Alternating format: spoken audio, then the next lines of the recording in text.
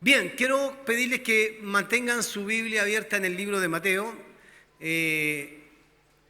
Tantas cosas que uno quisiera decir de Mateo, capítulo 1, pero como hoy día es un culto especial, vamos a enfocarnos en algunos puntos principales para poder reflexionar en torno a Mateo. Sí hay un curso de Academia Bíblica que se los recomiendo, porque de alguna manera el curso de Mateo, del Nuevo Testamento, les entregará muchos más datos que una predicación un domingo. Por lo tanto, así que los animo a estar, porque realmente es una gran oportunidad de saber cosas importantes sobre Mateo.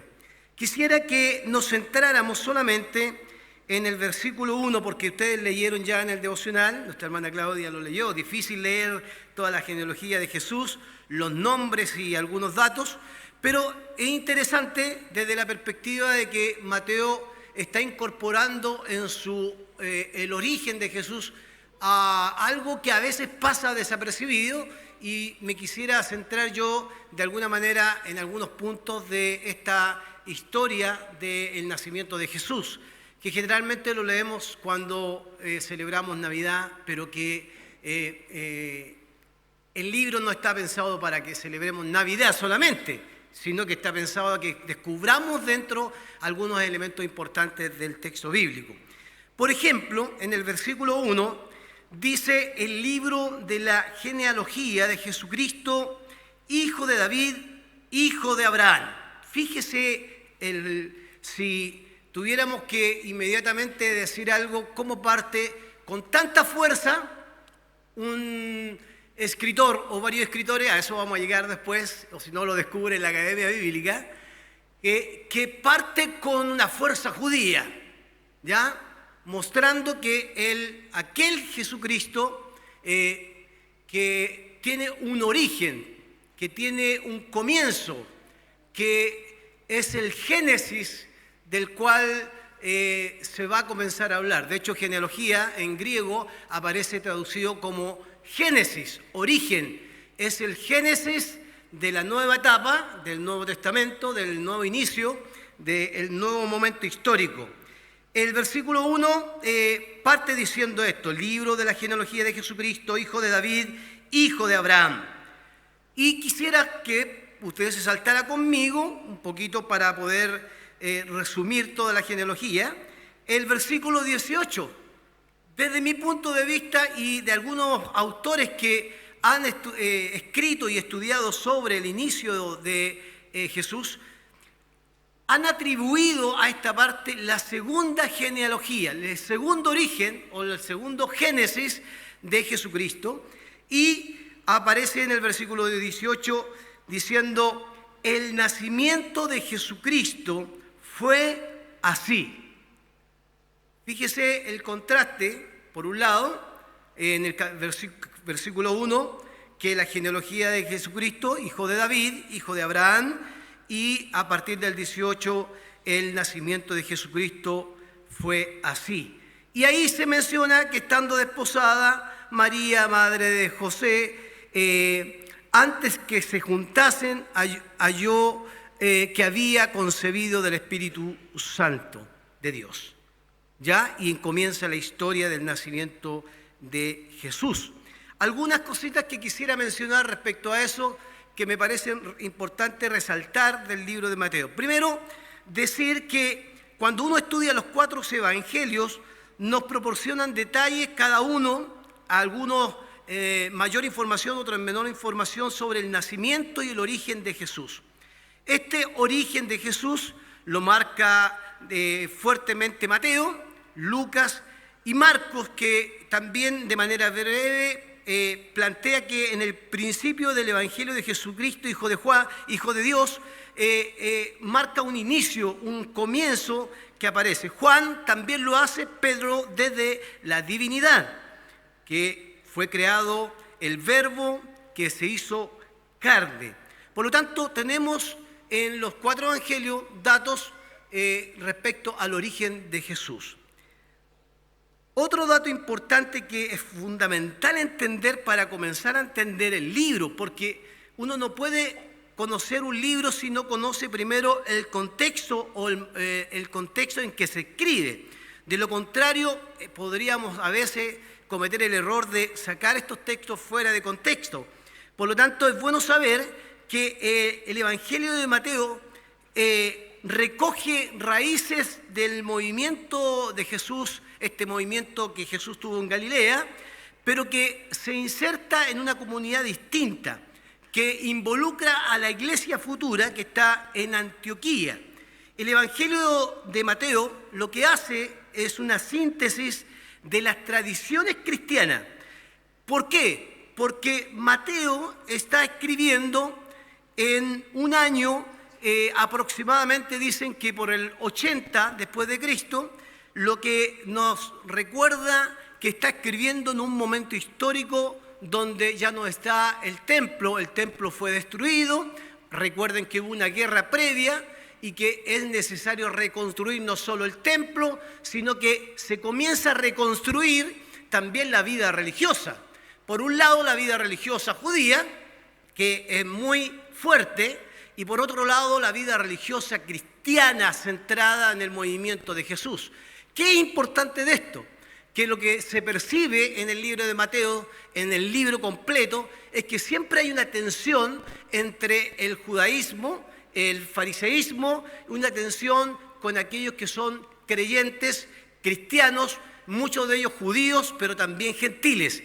Y en esa tensión, no solo en esta parte del libro, uno va encontrando que Mateo está tratando de aclarar, de dar a conocer elementos fundamentales para entender esta tensión, porque por un lado el rabinismo fariseo quiere imponer una sola lectura, una sola interpretación de la ley, y por otro lado el cristianismo quiere abrir esta lectura para demostrar que Jesús es el Hijo de Dios y que en Jesús, como Hijo de Dios, las puertas se abrieron. Voy a explicarlo un ratito más para que lo podamos entender. Independiente de que esta guerra se haya producido y que ya no exista el templo, efectivamente hubo una necesidad de recurrir a entender los dichos de Jesús, aquellos dichos que habían pasado ya más de 50 años prácticamente desde que Jesús estuvo en la tierra. Por lo tanto había que recuperar esos dichos de Jesús, ponerlos en escritura, ponerlos en las comunidades cristianas frente a esa tensión judía, porque es muy interesante, ya después del año 70, después de Cristo, ya no existen los saduceos, no existen los esenios, no existen los celotes, que muchos de esos grupos o esas sectas comenzaron a desaparecer, y la única que se mantuvo en camino en medio de esa comunidad fue la secta de los fariseos, que impusieron una lectura de la ley rígida, una lectura de la ley donde no transaban y donde la misericordia y otros elementos de la vida cristiana quedaban fuera. Había que aplicar la ley como ellos la entendían, de manera muy rígida. Pero, ¿qué hace que este evangelio se escriba? Y esto es importante para mí. Lo primero es que es necesario que se escriba frente a una tensión. ¿Por qué? Si hay una tensión entre dos comunidades, comenzaremos en esta comunidad farisea que recupera la Torá, la Biblia hebrea, por decir de alguna manera, la quiere recuperar en su integridad. Pero por otro lado, hay una comunidad que quiere también reflejar que Jesucristo no puede estar en esa tensión involucrado. ¿Por qué? Porque por un lado la tensión lo que provoca es la separación de estos grupos de las personas, de los gentiles especialmente, y también se impone nuevamente el deseo por parte del fariseísmo de volver a los rituales, de volver a aquellos rituales. No tienen templo, pero quieren volver a los rituales. No tienen ya aquellas ofrendas que llevaban al templo, pero quieren volver a recuperar elementos del judaísmo en un momento histórico que ya no existe el templo. Eso es muy importante, porque Mateo va a escribir y va a decir justamente lo contrario. No existen estos saduceos, no existen los esenios, desaparecieron, ahora existen un nuevo grupo de cristianos que necesita escribir. Por eso algunos atribuyen que Mateo fue escrito por una comunidad rabínica cristiana, un grupo que se le denominó la comunidad mateana, para resaltar la diferencia entre la rigidez de la ley o de aquellos que aplicaran la ley y resaltar la gracia que Jesucristo instaló. Y permítanme decirlo de esta manera, cuando uno se acerca a la genealogía de Jesús. Justamente uno de los detalles más importantes de esta comunidad mateana fue instalar que aún en los orígenes de Jesús la gracia de Dios estaba presente más que la presencia de la ley rígida, esa ley que no se puede transgredir. Porque si hay algo que Mateo va a explicar en este relato es que a diferencia de otras genealogías, Mateo incluye mujeres en medio de su genealogía. Y aquí está lo interesante. Mujeres que desde la perspectiva de la ley no calzan, no entran, no tendrían ninguna oportunidad para poder ser parte del pueblo de Dios. Incorpora mujeres que nosotros a veces pasamos por alto, pero que es bueno mencionarlo como un elemento importante del relato. Menciona a Tamar que se relata en el libro de Reyes, que era la nuera de Judá, que se casó con 2 de sus hijos y que al parecer, y lo digo no al parecer, no porque lo crea yo, sino que la Escritura lo dice, se le catalogó como de dudosa reputación, considerada también, sin embargo, o rechazada por la manera en que ella se entregó a su marido después de que sus yernos o hijos de Judá murieron. Tamar está dentro de ese grupo que por supuesto sería rechazada. La segunda persona que menciona en la genealogía es la esposa de Betsabé. ¿Se acuerdan de Betsabé, cierto? Que de alguna manera también era esposa de Urías, que aparece en la genealogía. Pero me gusta cómo lo relata Mateo, porque Mateo dice, versículo 3, Judá engendró de Tamar a Fares y a Zara. Fíjese cómo incorpora a esta mujer. No la deja fuera como algo menos importante, sino como parte del origen, del génesis de donde vendría Jesús.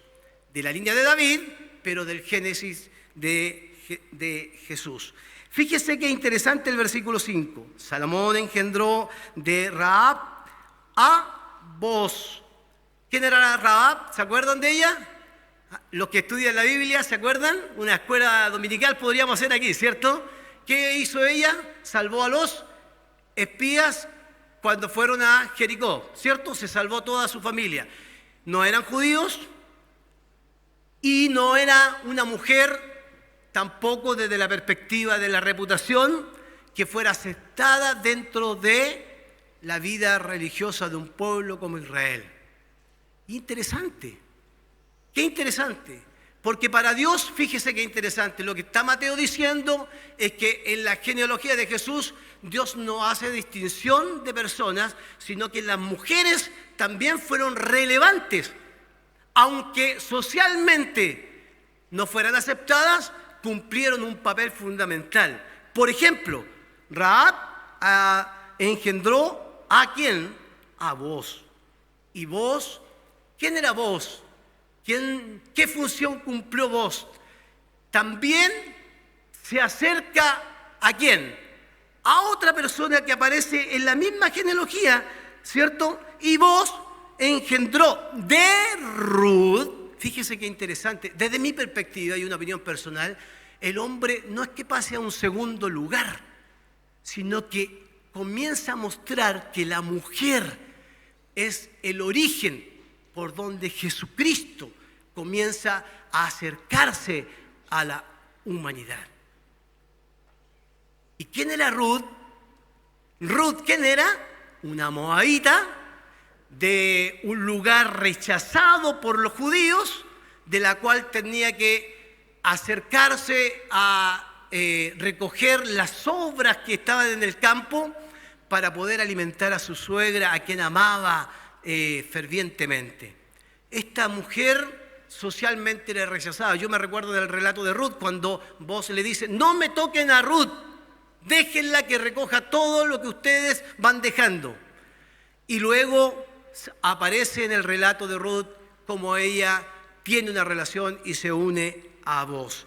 Interesante, Tamar, Rahab, Ruth comienzan a dar paso y a preparar el camino para que entre en el escenario la mujer que todos recordamos como madre de Jesús.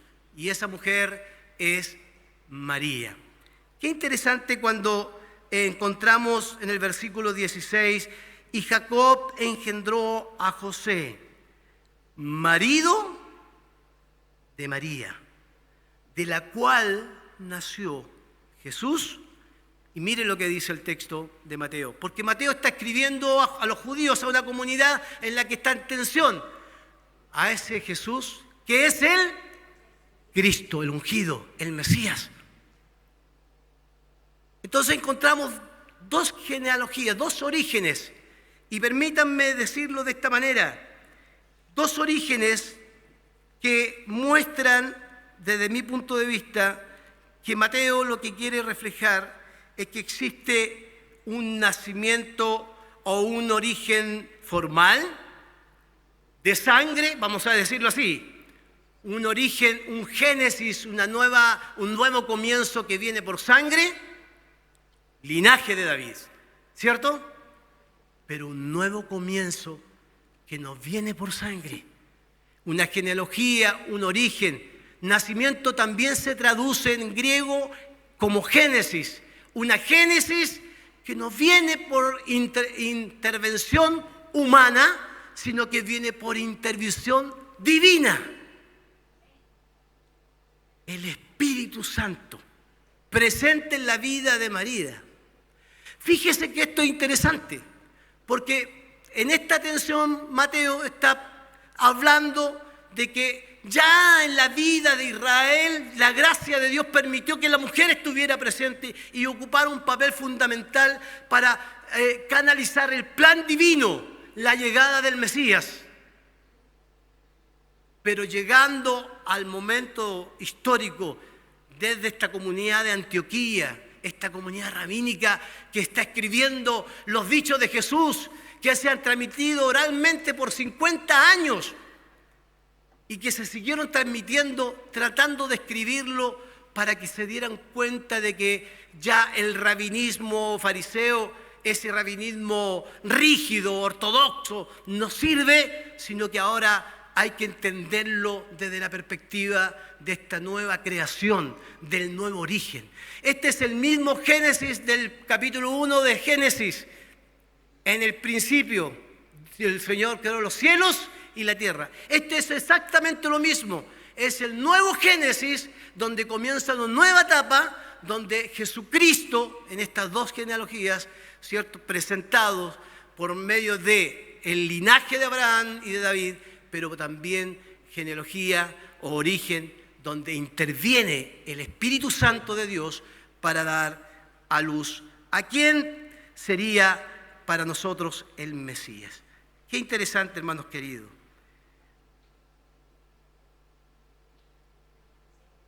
¿Por qué? Me pregunto yo, ¿por qué aparece Tamar, Rahab, Betsabé, Ruth y María? Yo encuentro que en el relato Mateo está preparando el camino para que podamos entender que en este grupo, digamos, en la vida cristiana o de los discípulos de Cristo, este nuevo comienzo no deja a nadie afuera. En este nuevo comienzo, para el Señor, todos son importantes. Pero podríamos mencionar por lo menos 3 razones que quiero dejar con ustedes antes de terminar. Número 1, la primera razón de Mateo es subrayar que la gracia y la misericordia de Dios se extiende a todos. considerados pecadores, como dice el apóstol Pablo, destituidos de la gloria de Dios, pero que se extiende su gracia y su misericordia aún más allá de la ley y más allá de cualquier movimiento rígido, más allá de cualquier costumbre cultural que exista en medio de un pueblo. La gracia de Dios siempre estuvo presente en la historia de Israel.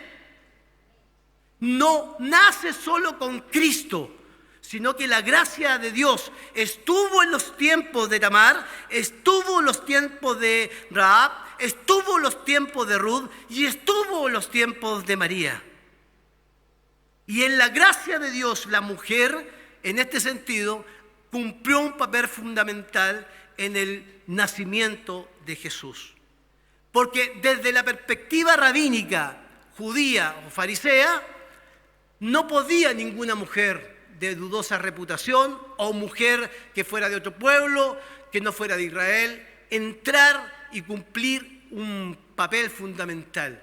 Porque además, mire qué interesante, dice que José, y a mí me llama la atención, dice que José, sabiendo que su esposa estaba encinta, no quiso ¿qué? Difamarla. Si ustedes buscan esa palabra y estudian esa palabrita, no es una palabrita menor. ¿Saben por qué? Porque lo que está diciendo Mateo, que José tenía en sus manos toda la ley, para acusarla, para colocarla en el estrado del juicio y matarla, pero no quiso difamarla. O sea, no estuvo la ley por sobre la gracia y la misericordia, que es el reflejo del Dios que abre camino en medio de una comunidad donde la rigidez se quiere instalar después de los años 70 y después de la destrucción. Fíjese que antes del año 70 había un pluralismo cristiano mucho mayor, pluralismo religioso judío mucho mayor, y ahora se quiere cerrar mucho más. Eso es lo primero, subrayar la gracia, la misericordia de Dios que se extiende de tiempos inmemorables hasta este tiempo en que Jesús aparece en la historia. Y aquel Jesús no rechaza a nadie, aquel Jesús, todo lo contrario, incorpora, acerca a aquellos que podríamos nosotros rechazar socialmente, y aún así Jesús nace por obra sobrenatural del Espíritu en este nuevo nacimiento. Lo segundo, la inclusión de los gentiles implica, ¿cierto?, que podamos derribar nuestros paradigmas. ¿Qué significa que derribemos nuestros paradigmas? Que Jesús no vino a establecer un movimiento cristiano local. No es un movimiento mateano solamente, existen otras comunidades más, pero también es un movimiento universal. Y como movimiento universal, Mateo también quiere manifestar de que la gracia de Dios es inclusiva, no deja fuera a nadie, no deja fuera al hombre, no deja fuera a la mujer, no deja fuera al anciano, no deja fuera a los niños. Todos son incorporados en esta historia del origen de Jesús. Porque el capítulo 1, versículo 19 en adelante, dice que su nombre se llamará Jesús, que significa salvación. Y el primer propósito del nacimiento de Jesús es que traerá a su pueblo, ¿qué? El perdón de ¿qué? De nuestros pecados. Y se llamará su nombre Emmanuel, en hebreo, que significa Dios con nosotros. Y Dios no está con los hombres solamente. Dios está con todos. Dios está en todos. El mensaje de Mateo es un mensaje potente.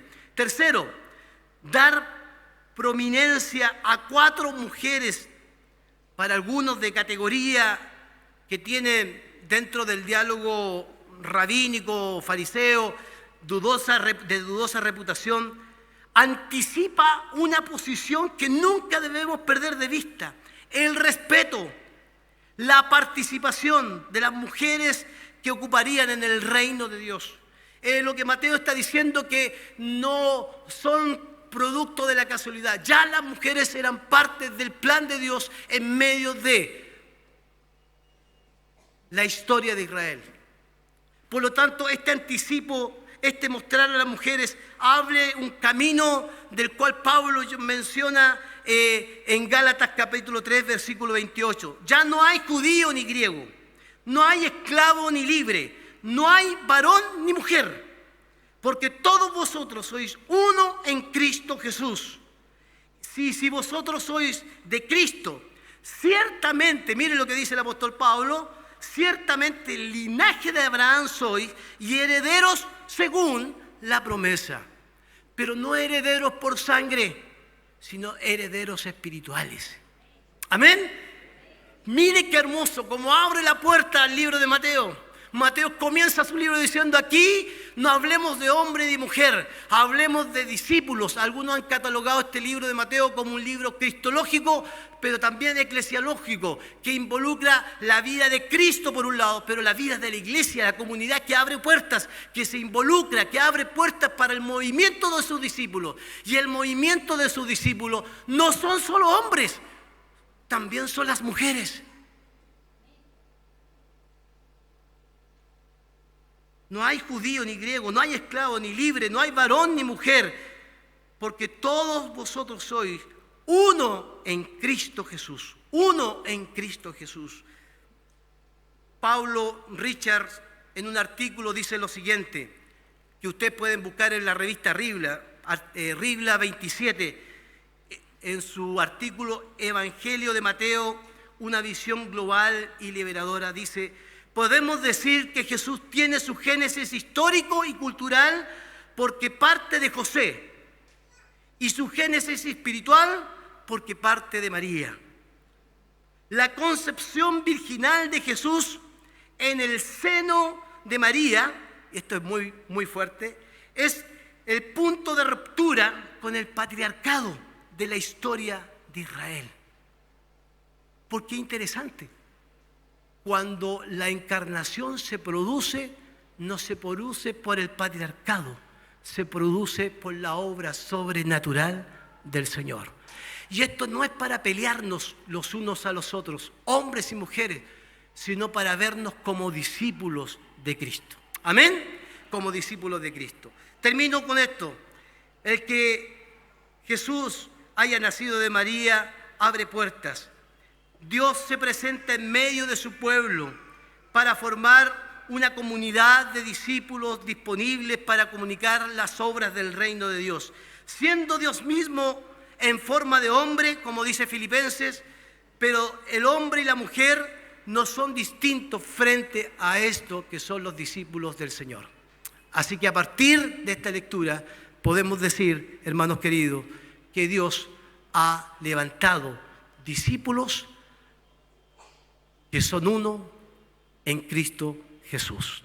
Amén. En esta nueva creación. Por lo tanto, todos tenemos un lugar en la creación del Señor. Amén. Y en su reino. Oremos al Señor, pónganse de pie, oramos al Señor.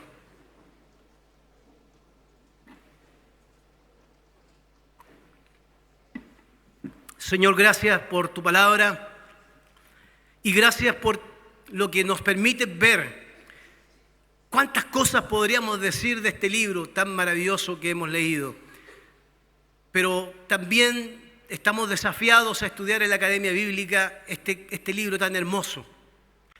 Solo queremos pedirte que como comunidad nunca nos veamos nosotros en una tensión donde los hombres y las mujeres se coloquen el uno sobre el otro como una lucha de poder. Todo lo contrario.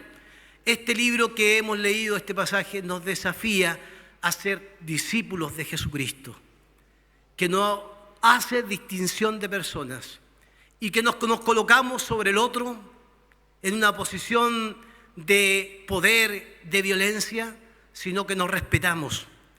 A partir de este nuevo Génesis comienzan una comunidad de discípulos que se respeta porque somos uno en Cristo Jesús. Y desaparecen las desigualdades, desaparece la injusticia, desaparece el rechazo.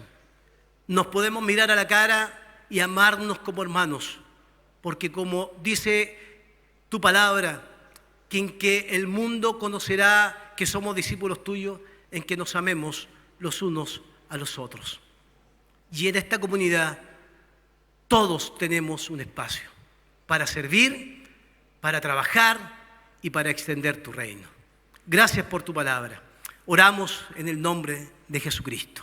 Amén.